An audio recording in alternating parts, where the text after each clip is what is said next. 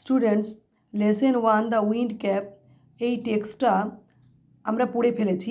এর কোয়েশ্চেন অ্যান্সারও কিছু করা হয়েছে। আজকে আমরা অ্যাক্টিভিটি 7 থেকে এর কোয়েশ্চেন অ্যান্সারগুলো আলোচনা করব।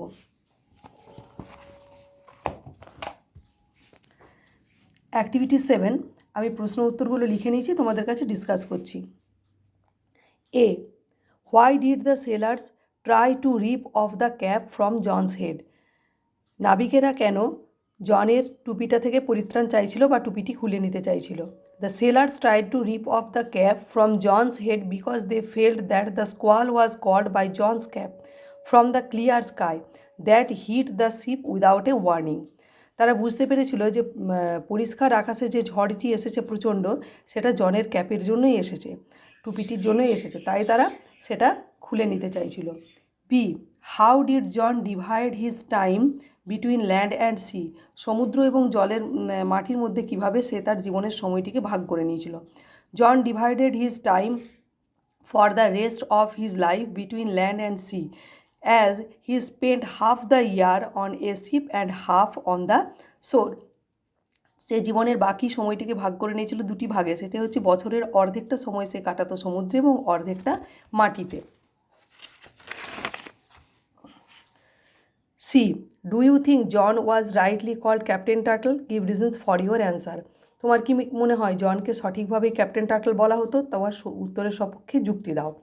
Yes, I think John was rightly called Captain Turtle. আমার মনে হয় সঠিকই বলা হতো। Because he spent half the year on land and half on the sea like turtle. যেমনভাবে কচ্ছপেরা জীবনের কিছু সময়, প্রায় অর্ধেকটা সময় জলে কাটায় এবং অর্ধেকটা কাটায় মাটিতে, সেরকমভাবে সেও বছরের অর্ধেকটা কাটাতো মাটিতে এবং অর্ধেকটা সমুদ্রে। D, why did John want to return the wind cap to the fairyman? কেন সে ফেয়ারিম্যানকে উইন্ড ক্যাপটি ফেরত দিতে চেয়েছিল? John wanted to return the wind cap to the fairyman because he realised wind cap will make trouble like before and its proper place is to its owner the fairyman. সে মনে করেছিল যে wind ক্যাপটি আগের মতোই আবার হয়তো সমস্যার সৃষ্টি নিশ্চয়ই করবে, এবং সেই জন্য সে মনে করেছিল যে টুপিটির যথার্থ জায়গা হচ্ছে তার ওনার যে আছে, অর্থাৎ তার যে মালিক, fairy man.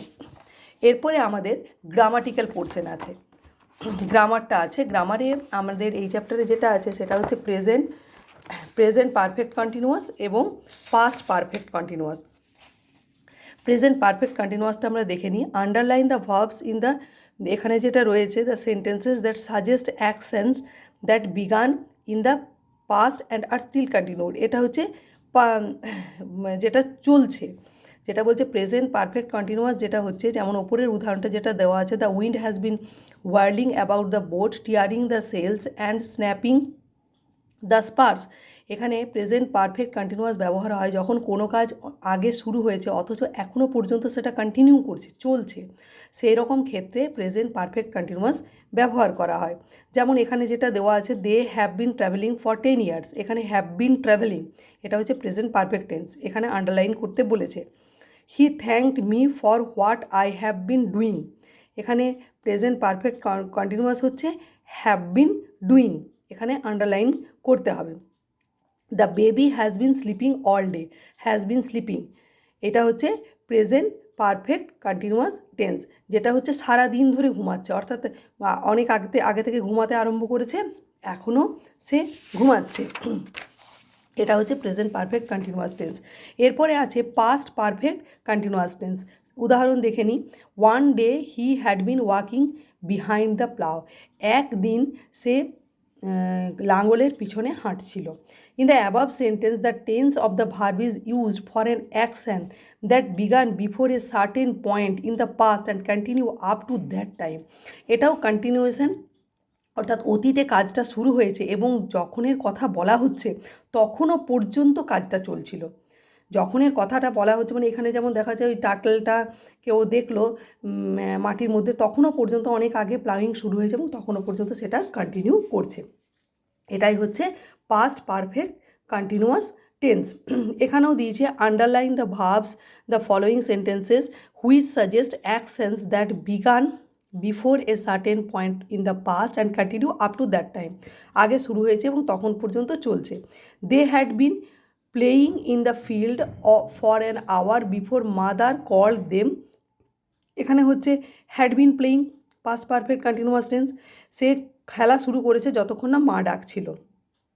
When I visited my uncle, he had been teaching in a school there for 5 years. যখন আমার আঙ্কেলের সাথে আমি দেখা করেছিলাম, সে স্কুলে একটা পড়াচ্ছিল 5 বছর ধরে। তখন 5 বছর আগে থেকে পড়ানো শুরু করেছে, তখনও পড়াতো সেই স্কুলেই, কিন্তু তখন পর্যন্ত যখন আমি দেখা করতে গিয়েছিলাম, তারপরের ব্যাপারটা জানা নেই।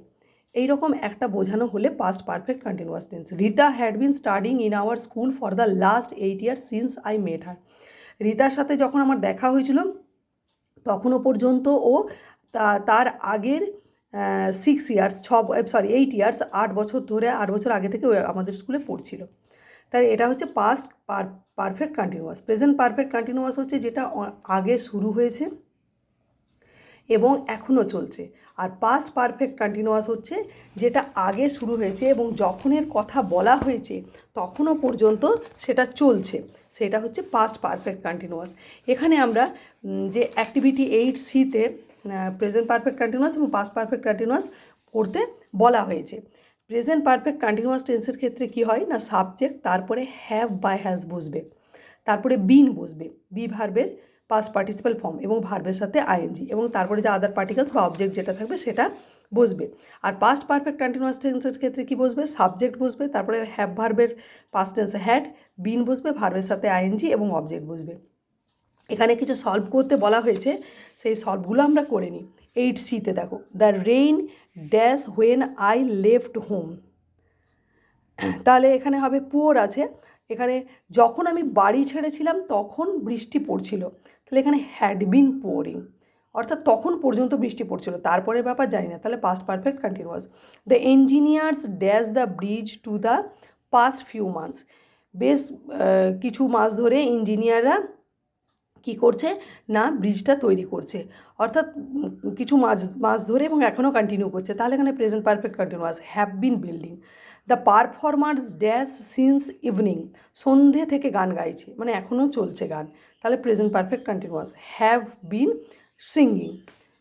এরপরে 4-এরটা আছে অ্যাট দ্যাট টাইম, সেই সময়ে mister Roy dash poems for 1 month। সেই সময়ে মিস্টার রায় কবিতা লিখছিলেন 1 মাস ধরে, এখন নয় কিন্তু সেই সময়ে, তাহলে past perfect continuous had been writing. এরপরে অ্যাক্টিভিটি 9-এ আছে অ্যান্টোনিমস, অর্থাৎ বিপরীত শব্দ। John had always obeyed his mother. John সবসময় তার মাকে মেনে চলতো। ওবেডের অ্যান্টোনিমস বিপরীত শব্দ disobeyed. John began his first ever sea voyage. এখানে বিগানের অপোজিটস অর্থাৎ অ্যান্টোনিমস ফিনিশড করতে পারি আমরা। He became very popular with the sailors. পপুলারের অ্যান্টোনিমস আনপপুলার করতে পারি। In John's dream the seasons turn rapidly. র্যাপিডলির antonyms slowly করা যেতে পারে। এরপর আমাদের যেটা আছে রাইটিং পোর্শন। রাইটিংয়ে দেখে নিচ্ছি 10-এর A, imagine you are out on the open sea in a boat with waves rising all around you, would you feel scared or excited? Write a paragraph in about 80 words describing your experience of the sea voyage. সমুদ্রযাত্রার একটা অভিজ্ঞতা দেখে একটা paragraph লেখো, যেখানে ওইরকমই সমুদ্র উত্তাল, হয়তো চারিদিকে ঢেউ উঠছে, এটার অভিজ্ঞতা জানি। এটা তোমরা নিজের বাড়িতে চেষ্টা করো এবং যখন স্কুল খুলবে আমি এটা চেক করে দেবো। আর অ্যাক্টিভিটি 10B, এটাতে একটা লেটার রাইটিং আছে।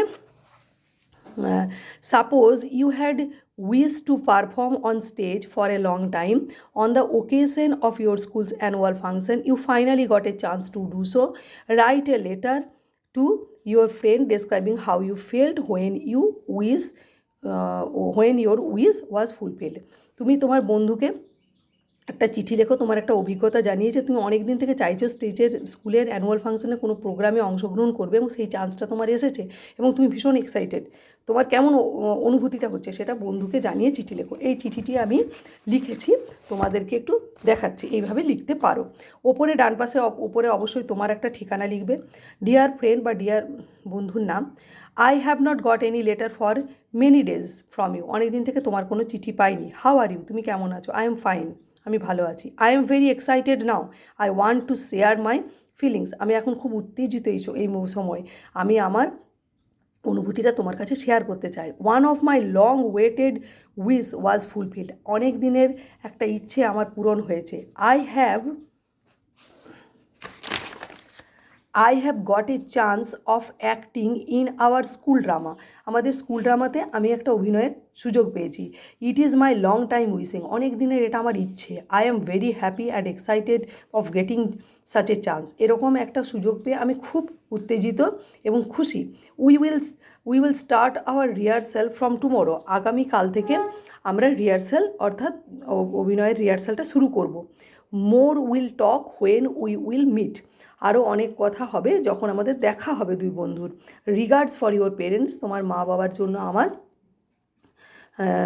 সম্মান থাকলো বা প্রণাম থাকলো। ইউর লাভিং ফ্রেন্ড, তোমার নাম নিচে হবে, এরকম ছোটোর উপর লিখলেই হবে এবং সুন্দর করে তোমার এক্সপ্রেশনটা, আর বাঁ পাশের কোনায় ফ্রেন্ডস অ্যাড্রেস, তোমার বন্ধুর ঠিকানা দেবে।